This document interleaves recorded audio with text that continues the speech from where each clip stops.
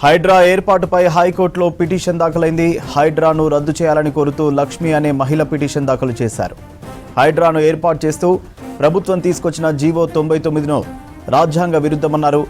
హైడ్రా ఏర్పాటు నిబంధనలకు విరుద్ధంగా జరిగిందని పిటిషన్లో పేర్కొన్నారు. జీహెచ్ఎంసీ యాక్ట్ ప్రకారం జీహెచ్ఎంసీకి ఉన్న అధికారాలను మరో అథారిటీకి బదిలీ చేయడం విరుద్ధమన్నారు. జీహెచ్ఎంసీకి ఉన్న విచక్షణాధికారులు హైడ్రాకు ఇవ్వడం సరికాదన్నారు. జీవో 99 ప్రకారం ఆల్ ఇండియా సర్వీసెస్ అధికారి లేదా ప్రభుత్వ కార్యదర్శి అధికారిగా ఉండాలన్నారు. ప్రస్తుత చైర్మన్ ఆల్ ఇండియా సర్వీసెస్ కాదని పిటిషన్లో తెలియజేశారు.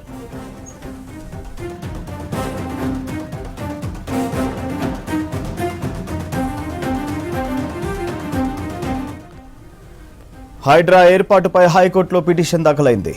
హైడ్రాను రద్దు చేయాలని కోరుతూ లక్ష్మి అనే మహిళ పిటిషన్ దాఖలు చేశారు.